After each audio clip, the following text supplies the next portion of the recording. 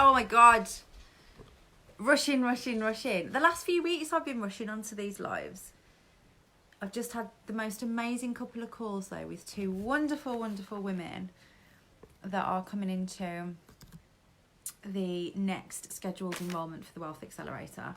That's why I'm rushing, but they were the most...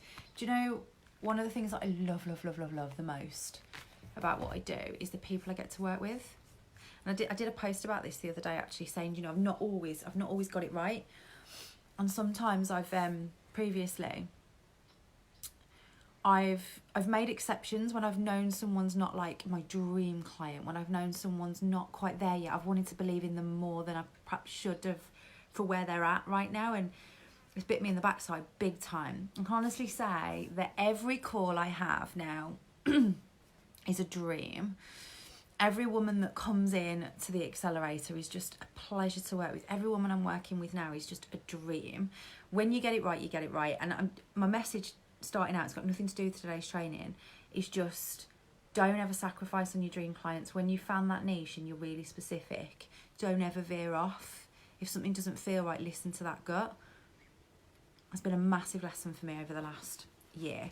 Now, what I'm doing as I'm speaking to you is I'm logging in with a different device, and I'm going and I'm sharing this live, because if I share it onto my personal profile, it means more people will see it. Because some people say to me it's a bit confusing, because they're like, Michelle, you are the same name on your personal profile as you are on your business, and I'm never quite sure if I'm in the right place. So I've just shared it for the people that get a little bit confused with that, because I know it's confusing. Let me know who's here. Who have I got here? Let's have a look, and then we'll get started. Give me a hey. Andrea, how you doing? Hey Carol, Anita, hello. Who else? Hey Lynn, how are you, lovely?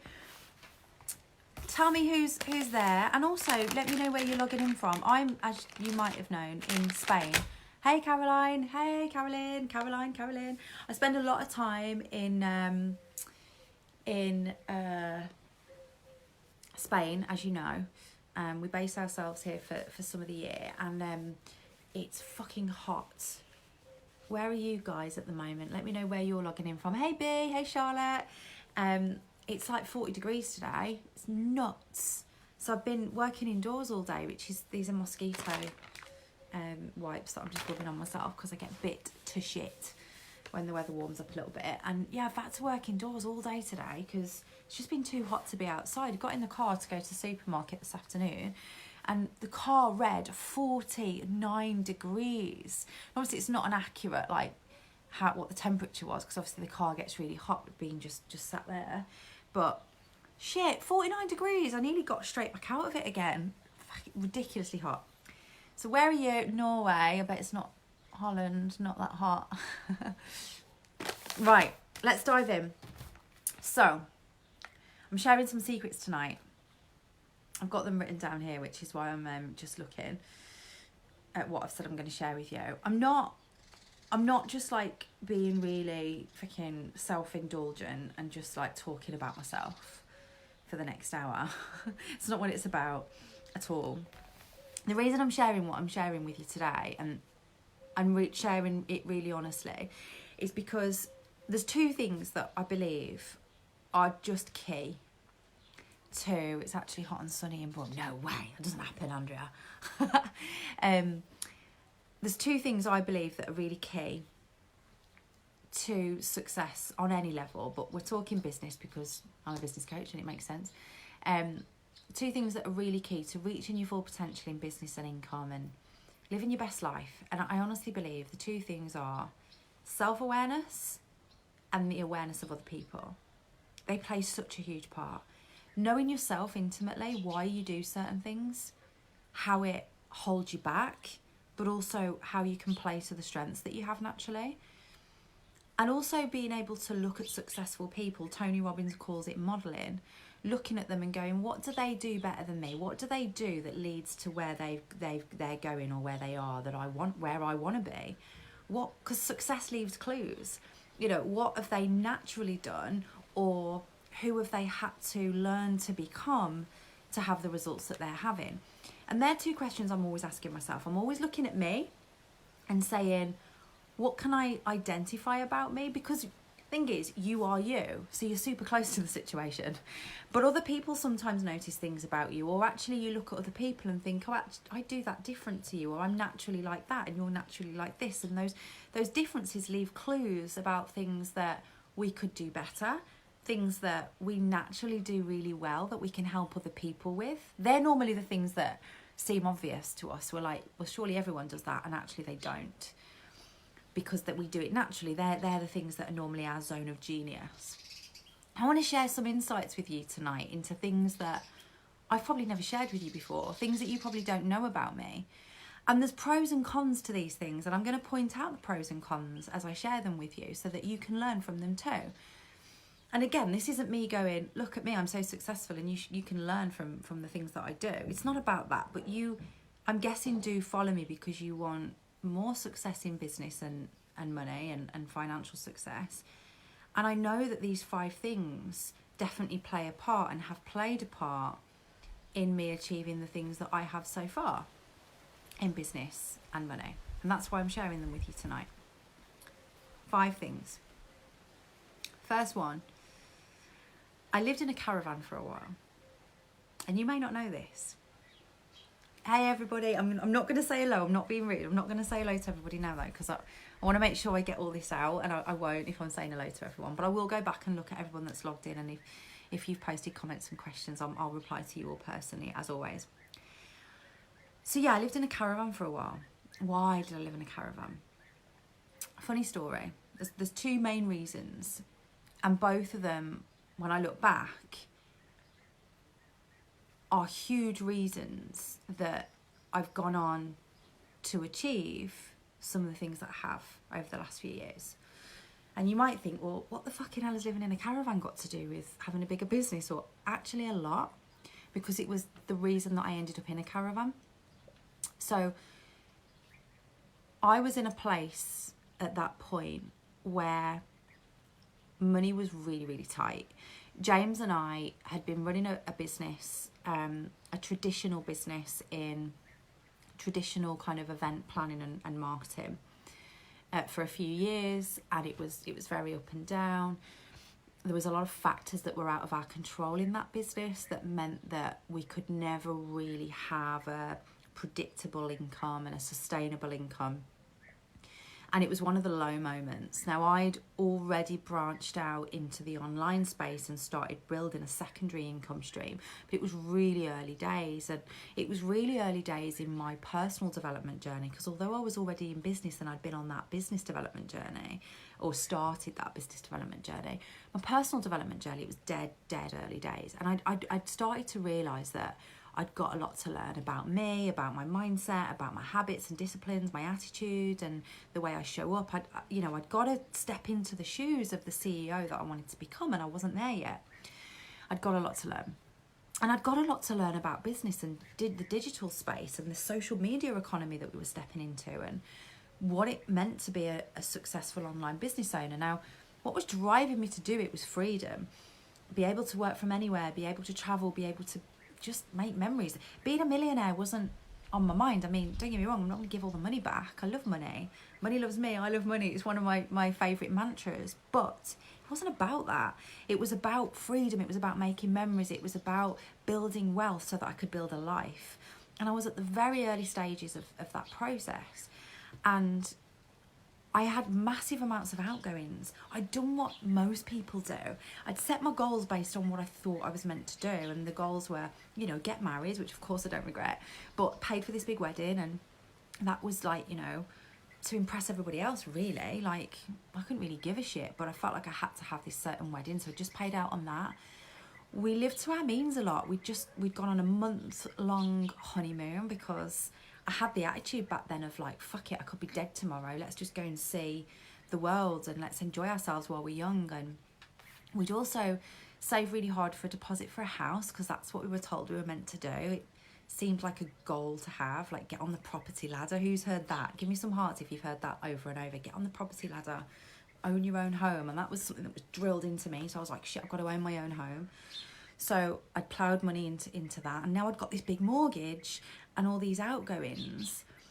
We'd got 2 cars on the drive because we each needed the car, and they were both on finance, and we'd got this house that was for this family that still hasn't arrived, by the way. But this family we were going to have now, because we're married and we're meant to have a family and a house and these 2 cars on the drive, and it was just how it was meant to be, you know? Who's done this? Comment if you can relate to this, and just say, yeah, I thought the same thing, or I can relate. Or maybe you're still there now and you feel like they're your goals, they should be your goals. That's where I was at. But suddenly, all of these things were like a noose around my neck, and they were stunting my growth. Because I didn't have anything extra. I was just keeping my head above water. So I had nothing extra, nothing to invest in me, nothing to invest into my business of any significance. Going to a seminar was a stretch. Buying a book was a luxury. So fucking coaches and programs that I needed felt too out of reach. So I started to think to myself, fucking hell, Michelle, you've got it all the wrong way round. Because let's be really honest, this house ain't going to make me any money. It's never going to make me any money. Is it? Like, what's being on the property ladder? How is that going to build wealth? It's not. It's not going to help. It's not going to teach me anything. It's not going to enhance my knowledge as an entrepreneur and a CEO. It's not going to bring anything to the party in terms of business. It's giving me nothing but a roof over my head. The fucking house should have come after. It should have come when I built my wealth. What an idiot. And it was like a light bulb moment. But I've got it now. And just paying it every month keeps me awake at night. And just around this time, my auntie had bought a caravan. And I said to James, why has she bought a caravan? Because I'd got these like 1980s throwback memories of caravans that were like damp and cold and on dodgy caravan sites at Butlins and shit. And I was like, oh, why has she done that? But we went to see her in this caravan because she wasn't far from us in Derbyshire at the time, where we weren't living far from Derbyshire. And she was like, come and see us for the day. We're in your neck of the woods. So I was like, okay, we're going to this caravan she's bought. And oh my God, when we arrived, I went in and I was like, shit. This is like a little apartment. It had got TV, flat screen telly. It had got surround sound. It had got this decked out kitchen and all the mod cons and heating. And it was lush. And I said the words, just joking, bloody hell, I could live in this. And that was it. The seed was planted. And I got home that night and I was like, James, do you know what? We have done everything the wrong way around here. And I can't invest in me while I'm stuck, surviving, paying for everything that we've already bought and paying for this lifestyle that we should have. I've got it the wrong way around.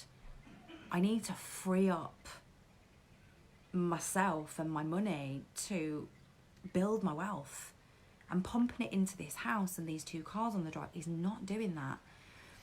So I'm thinking we should do something drastic. And you could see him going, oh fuck, what do you mean? Well, I'm thinking we should just fucking sell it all, sell the lot, rent the house out, turn it into an income, sell all the shit. It's a big 4-bedroom place, every wardrobe's full and every drawer, there's only 2 of us. Let's fucking sell it all. And let's just buy a caravan and live a really simple life for a while and have no privileges and no luxuries, and plough everything we've got into becoming who we need to become and getting the knowledge and the help to build a massive business. And then later on, we'll just buy a house in cash. Because who needs the bank to loan you for a house? Like, I don't need that shit. I want to buy my house in cash. And that was what we did. And it was really breaking the mold. You know, everyone around us at that time was like, what are you doing?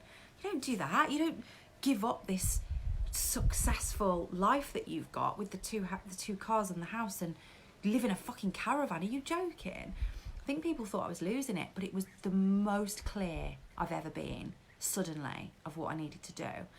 I'm sharing this with you because we then went on to live in this caravan with, I'd got a few pairs of trousers, a few jumpers, a few t-shirts, a few pairs of shoes, nothing much because tiny wardrobe. I had 2 dogs, we've got 3 now, but it's 2 at the time. 1 car, because you can't have 2 when you're driving around in a caravan. We lived so simply. A luxury to us was having a takeaway once a month. Every penny went into investment. Money mindset courses to change my relationship with money. Financial mastery, so I knew what to do with money when it came my way, because I fucking knew it was coming my way. coaching programs so I could learn how to be the best online marketeer that I could possibly be. Actual coaches so they could hold my hand and guide me, people that had had the success that I wanted so I could learn from them and get around them. Seminars. We drove once. It was Friday night. Someone rang me and went, I've got a ticket to a seminar. You can have it for 50 quid, but it's in the Midlands. And we were in the caravan in Land's End in Cornwall, like 5-6 hour drive away. And it was the next morning. They didn't tell me till 8 o'clock on the night. Didn't really have the 50 quid or the petrol, but we were like, yeah, we'll be there.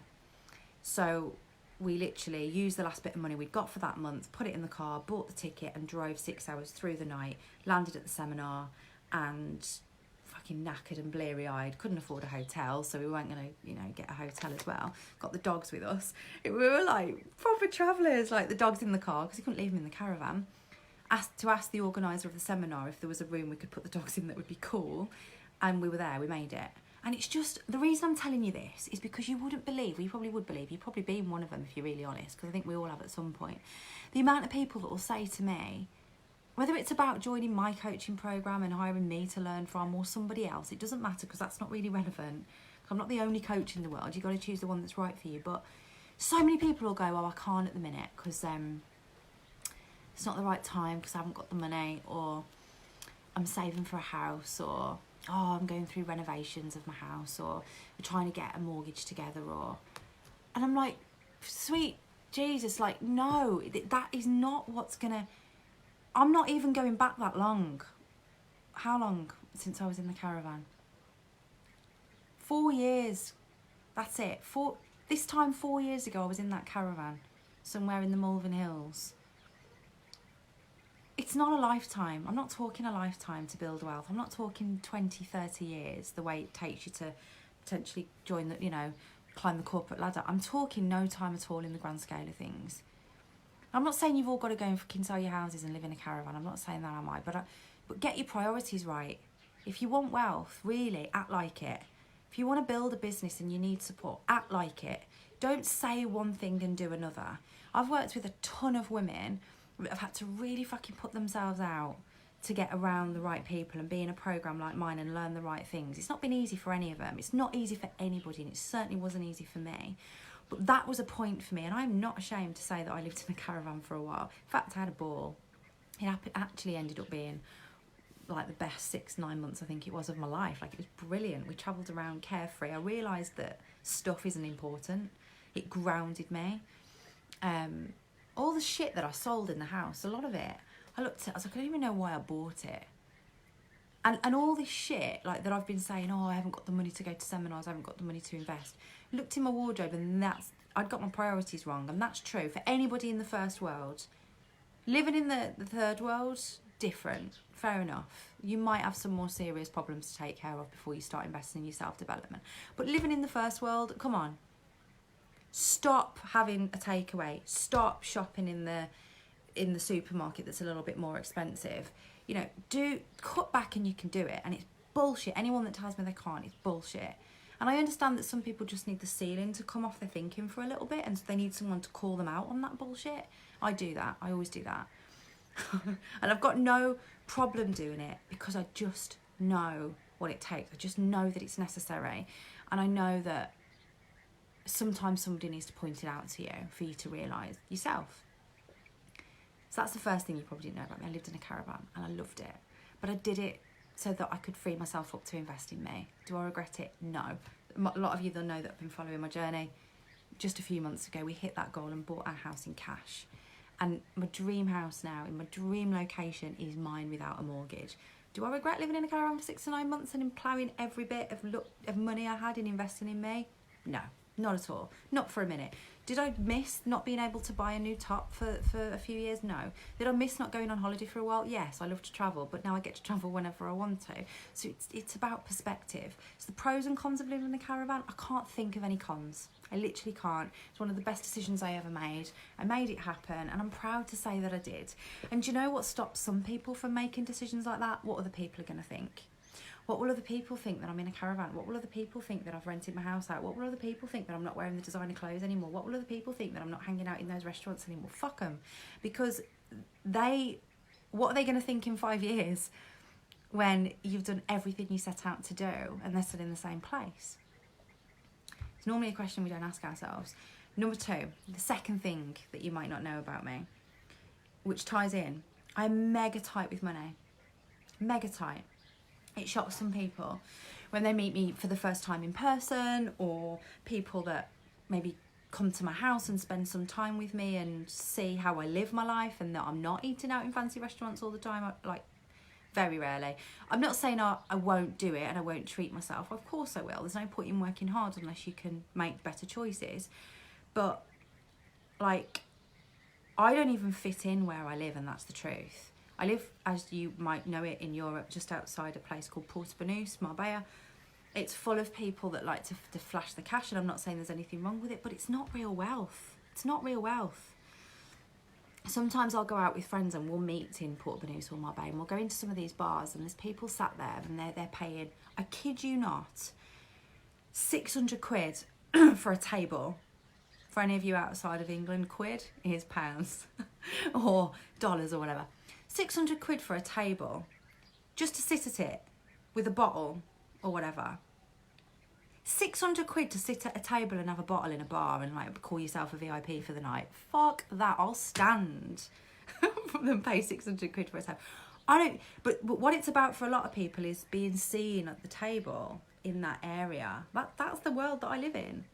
It's probably like that in a lot of places, but that's what town's like for me. It's like, you've got to be seen in the right restaurants, you've got to be seen in the right bars, you've got to be sat at the right tables drinking the right thing. I'm not bothered. And everybody's been to the salon that day and got their hair done and paid for that too, on top of all that. And do you know what the funniest thing is? Not funny, haha, but like funny as in interesting, is that a lot of them don't earn that much. They do all right, but they're not building wealth. You see, having a good income isn't building wealth. Having a good income and living the high life is having a good income and living the high life. It's not building wealth. You're only building wealth if you're accumulating more money and making smart decisions. And for me, smart is not blowing your cash on pointless shit to make yourself look good. That's not significant. That's not how real wealthy people show up. That's not how they act. And I know that because I studied wealthy people because I wanted to model successful people. And one of the things I never aspired to be was to have stuff. Living in a caravan taught me the importance of stuff. It isn't important. It's not to say I don't treat myself. I'm the same person that bought some Louboutins when I was going on TV because I thought this is a thing that something that I want to mark, an achievement that I want to mark. So I'm buying some Louboutins. But I've got one pair, and I fucking love them, and I don't need 2 pairs. I've got 1 pair of trainers. Yes, they're Gucci because they're quality, but I haven't got 10 pairs of trainers that are all Nike that add up to the same amount. I've got 1 pair of quality. I like quality things, I like nice things, but I'm fucking tight. I'm really tight. I'm not going to spend unnecessarily. We went out on Saturday night with some friends, and we went into this bar, and it's one of those bars where the round of drinks came to like 50 quid. And it's the first time we've ever been out with them, actually. Looking back, they probably thought, fucking hell, she's a right tight cow. Because I was like, 50 quid? I've only had 1 drink. What do you mean 50 quid? I didn't say it, but I just moaned about it afterwards. Nobody else was moaning. There's people in there just like... I'd actually, on the daytime, I'd been in the hairdressers and been sat to some girls that were telling me they'd saved for 2 years to come on this holiday. So, 2 years... I'd say for 2 years to be in town in Portobello so that they got enough money to drink in these bars, pay for these fucking expensive tables, have their hair done every night before they went out and their makeup and buy a new dress. Like, if you save for 2 years and put that amount of money into learning something valuable, imagine where you'll be in 10 years. And that's my philosophy. So some might call it tight, some might call it smart and savvy. Call it what you like. It works. Because what really gives me a buzz is going, I've just reduced my outgoings because I've just paid my house off. So I can now say that I've now not got 1,500 quid or whatever mortgage or rent. I've just paid my car off, so now my car's mine and I ain't got a loan on a car. Or I've just paid my insurance off for the next year, so I ain't even got to worry about that. I've just reduced my outgoings again because I've got rid of this, and I've increased my incomings because I've got a new passive income stream. That's what buzzes me. Like, not being in a bar. I said to one of my friends, should we ever go on a shisha? Because I was feeling a bit daring. That's about as daring as I get these days. I've had my day, by the way, when I used to be a right party animal, but it's over. So I can't be asked with the hangovers, to be honest. But I was like, should we have a bit of shisha? Should we have one of them? Because it smells good. And I'd had a drink, so I was just fancying something to smoke, to be honest. The smoker in me came out. And her partner, Noah, was like, yeah, I'll ask how much it is. And I heard him call the guy over. And he's like, can we sit there and have a shisha? And he was like, it's 300 quid to sit at the table. 300 quid to sit at the table. 300 quid to sit at a fucking table. Are you joking? I'll go and buy a bong from around the corner and have my own shisha. Like, no, I'm not doing it. So I just went straight away before anyone had got time to speak. No, I'm not doing that. That's ridiculous. So in the end, the guy was like, oh, no worries. You just want to sit there anyway and just have the shisha. The shisha's only 20 euros. I was like, yeah, I'll do that. Pay the 20 euros. In fact, I think Noah paid for it, but pay the 20 euros and we'll sit there. But I'm not paying 300 quid for it. And as we were leaving later, I'd laugh if Tanny's watching this, actually, because she'll know about it. She was obviously, this is the girl I was out with, and it's the first time we've ever been out with her. Yeah, Andrea, I was going to buy a bong. But I walked out, and I said to James after, I was like, fuck, they're new friends. I bet they're like, they're fucking tight. When we went out for a lovely meal, I won't scrip and save on that. Don't mind paying for great food and stuff. But generally, I am like a pig in shit in the Spanish village where I live, because we live out of town in the mountains, with some tapas that's like 5 dishes for a tenner and a jug of sangria that's cost 2 quid, where I can walk home and I don't need to get a taxi. That's me. And that hasn't changed from when I was earning 3 grand a month to 100 grand a month. None of it's changed. The only thing that's changed, I've kept myself small, my outgoing small. The only thing that's changed is that I've got more to invest, so that when I look into the future, I can see that in the not too distant future, I'm never going to have to work again if I don't want to. And work will become about pleasure and joy, and because I want to, not because I have to, because I've got to keep up with this lifestyle that I've become accustomed to. That's the truth. The pros and cons. The pros is, well, nobody that's busy buying stuff and looking good for the gram, none of them, I guarantee, in 20 years, they're still having to hustle to do that. That's where the word hustle comes from, because we have to then start hustling to stay in this lifestyle, whether we want to do it or not anymore. We don't have choices because we've not made smart decisions. So actually, me being really fucking tight has got its pros. I haven't always been. And that's the truth. I have been stupid, and I've lived my life how I thought other people would accept me more for living it, because I've thought I've got to wear certain clothes, or I've thought people would think I wasn't really successful, or I wouldn't be credible if I didn't have the latest designer wear on, or if I didn't have a Bentley in the back of my fucking latest promo video. Like, it's bullshit. And I know you're probably thinking, well, hang on, Michelle, there's a pool in the background and a fucking Range Rover. And I get that. Listen, I like my pool is my sanity on hot days like this, and I'm not going to make excuses for it, because this is the way I choose to live my life. I love it. I don't buy anything that's above my means. I drive a Range Rover because I'm a health freak, and that might sound silly, but I've got health anxiety. I worry about dying and shit. I worry about James dying and shit on the roads, and Spanish drivers are mental. Sorry if you're Spanish, but you are. So being in a big car, big and safe, that's well made, I feel safe. It's reliable, it's a good car, it will last me a long time, and I like it, makes me feel abundant. So some of those choices I'll make, but really, generally at heart, I'm a bit of a frugal. And the cons of that is sometimes I don't treat myself as much as I could. Sometimes I'll forget, like, that it's okay to buy, I don't know, the organic carrots instead of going for the one that's the cheapest. Like, I just literally came back from the supermarket this afternoon and I had to force myself to buy the expensive fruit and veg, because I'm like, there's nothing more important than your health, Michelle. Buy that. But then looking for the water that's on offer, because water's water. Some of you are going to tell me now that it's not, and I know that it's not, but for me, water's water, it's not a priority. But sometimes I can be so frugal that I don't treat myself, or I overthink things, and it can slip into anxiety, and that's not healthy. That's me being honest. So hopefully you're learning stuff from not just who I am naturally, but who I've had to become, I suppose. 3, I'm a real introvert.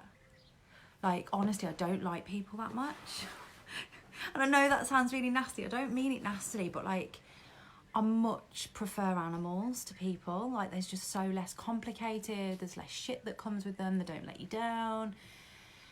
I don't have to worry about what they're thinking about me. I like my own company. I like a good book. I don't like large crowds of people. So The reason I'm telling you this is because it's been a big gift. I used to think it was a disadvantage because I'm not confident like those other girls online, and like I don't show up on videos like, hey girl, and like it's just not me.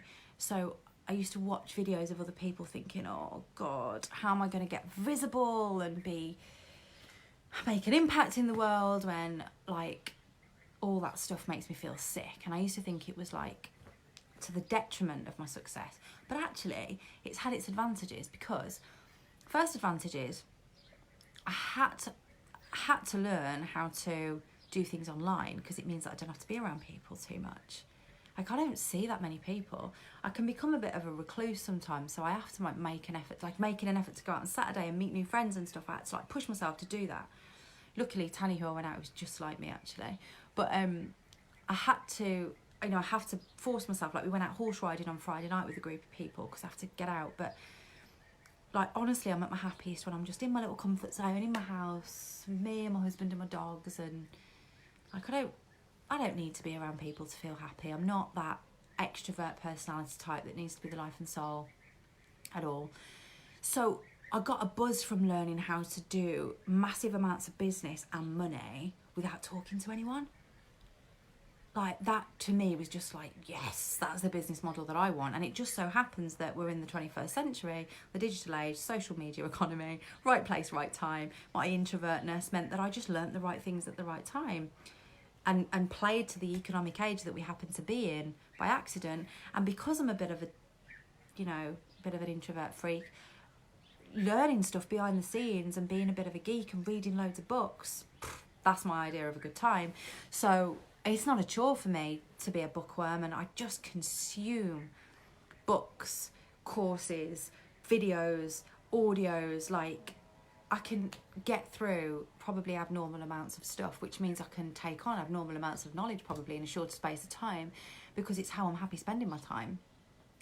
And being on my own a lot makes life a lot less complicated, because I don't get exposed to other people's shit so much, like their beliefs.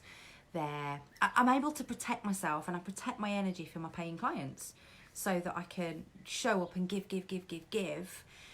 and then detox and de-stress, and then be ready to show up and give again.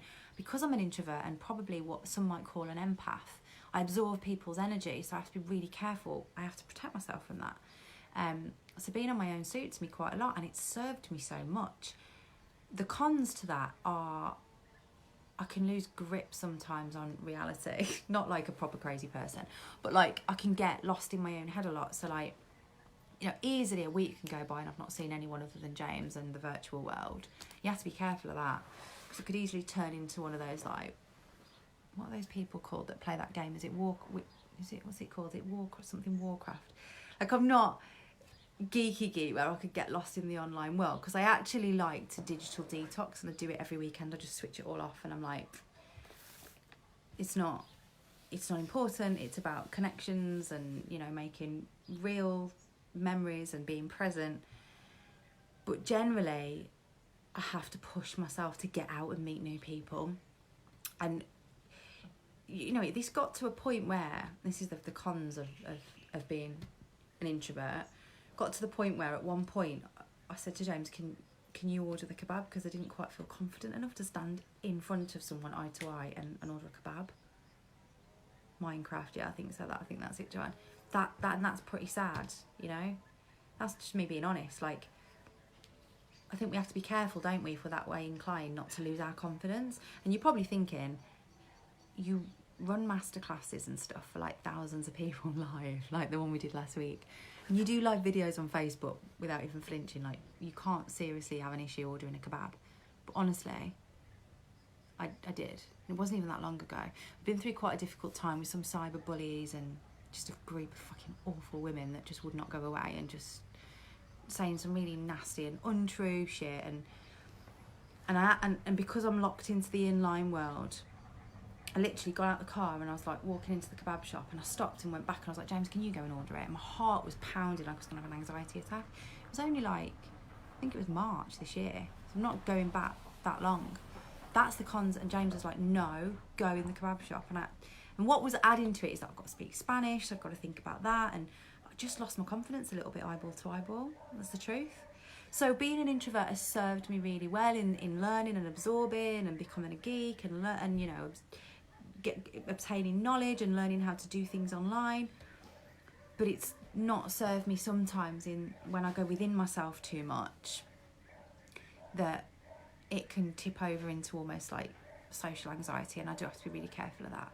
And any of you that have met me in person will probably be like, I don't believe it, because I can switch it on and I can be like outgoing when I meet people, but you know, I have to practice. It sounds weird, it sounds really fucked up when I say it out loud, but I do. I have to keep doing it and practice it, because it doesn't come naturally to me. I'd be the sort of person that, you know, if you get in the train and like someone sits next to me, I'd be the one with the book, like, don't look at me, don't talk to me, oh fuck me, I've got a weirdo next to me talking to me, and they might just want to have a chat, but I'm like, why are they talking to me? That's me, naturally. So I have to push myself to be more than that, especially to do stuff like this. But I do push myself to do it over and over again, because we have to operate outside the comfort zone, or else nothing changes. Number 4, I don't have many friends. This sounds really sad now, but everything I'm telling you with purpose, and none of this upsets me, or none of it is something I want to change, because I'm choosing it, aren't I? Because we choose everything if we're really honest with ourselves. If there's something in our life, we've chosen it. Harsh but true. And if we're not changing it, then we must be all right with it on some level. It's serving us. And I don't have many real friends. It's a choice, and it's because I have quite a complex set of values and views and standards for those friendships. I've always been like this looking back. I protect myself from people, because I'm actually, on a level I think I've always known, but obviously now I know to be true, that who we surround ourselves with is so important, because it impacts our energy, it impacts the way we feel, it impacts our thoughts, our views, our beliefs. The person we become is impacted by, you know, they say you become the average of the 5 people you spend your most time with, and it's true. And I take that really, really seriously. And there are a handful of people in my life that I would die for, and those people are my family and select few of best friends. But I am like a really tough nut to crack, in that I don't just let people in very easily and call them my friends, and when I do, I'm die hard loyal and they're my friends for life, and I'll do anything for them. But let me down and that's it. Like, I have zero tolerance on it. I kind of have this rule of thumb where it's like, if you're causing me more pain, or what's the word? Not necessarily pain. If you're causing me more pain or discomfort than value you add to my life, then the balances have tipped and you've got to go. Does that sound harsh? I don't care if it does, actually. This is me. Like, that's the truth. That's how I operate. So if I've been friends with someone, say, for a few years, and I love them and I get a ton of value from that friendship, and we've shared things together and it's deep and meaningful, then you might be able to get away with a lot more with me than someone that I've just met. Like, if I've just met you and you fuck me off with something that I don't like, and this is what I mean about complex set of views and standards. Like, let me think. One of my non-negotiables is like how you treat someone else. So if I'm out with someone, and let's say, and normally it's the people that most people won't see that gives me an indication of someone's character. So I once went into a toilet, for example. I was out on a first date with a friend, and I call it a first date because I'll always say to James afterwards, am I seeing them again? Like, are we seeing them again? Do we like these people? But I was in a toilet, we're out on a night out with someone that I'd never been out with before, so it was a new friend, and there was a toilet attendant in there, and she'd got like perfume and other things, and obviously how she makes her living. And we both walked in, and we come out the toilet to wash our hands, and she was there with a wet towel and some perfume and a brush and all these other things. And I went to smile at her and thank her and take the wet towel, and this girl who I was with went, no, like that, and just kind of shooed her away. And then she looked at me, rolled her eyes, and went, just after your fucking money. And this toilet attendant was so embarrassed. And that was it. I'm done. Because it's a first date. You've just caused me more discomfort and pain, because the pain I felt for that woman was real, than you're worth right now, and the value that you add to my life. So it's done. So I got in the car and I was like, yeah, I won't be going out there again. And James was like, fuck me, you're ruthless. But, you know, my family, there's not a lot they couldn't do, and I'd still be there for them. Literally, I could bury a body for them, pretty much, because the value, you know, that's my family. But then but everybody's got, there's a boundary with everybody, and if you cross it, it's done. The boundary will be bigger depending on how long we've known each other, how much love there is, how much, you know, connection we've shared, but there's still a line. So because of that, I don't let people in very easily. I protect my energy very well. I take it very seriously who I surround myself with. And because of that, I just don't have many friends. But here's the pros and cons. The pros are, I have do you know, I'd rather have the handful of really great friends that I've got, and I can literally count them on one hand, and know that they are my people, and they get me and I get them, and we share our values, and we know where we stand with each other. I'd rather have that than 100 superficial friendships that drain my energy, don't get me, and don't hold me accountable for my greatness and me them. That's important. That's so important. That's why I don't have many friends, and I'm okay with it. I'm absolutely fine with it. I cut a few loose recently, and it's like, I'm fine with it. And it can sound harsh. It's not about them. It's not that they're bad and I'm good, or it's just that it's not working. So it's done. And I enjoy living my life that way. I do. And the last and final thing that I want to share with you is that I'm really, really sensitive. So, and this has bit me in the backside. It's seen it's propelled my success, and it's been the rise and fall of me. I'm really sensitive, and I deeply care about what people think of me. I think we probably all do on some level, but like, I take things really, really personally, in life and business. But in business, it's not always a good thing, because business is business and life is life, and we've got to have an element of, this is business. I'll give you an example. In any business, there's a level of unhappy customers, of course. Like, we went to Disney in February, February in Disney, and like, Disney, oh my God, they're like, it's the happiest place on earth. The service, people go to Disney University to work out how to give service like that. It's impeccable. They had a whole complaints department, because people still find shit to moan about, and there's no pleasing everybody, and that's the truth.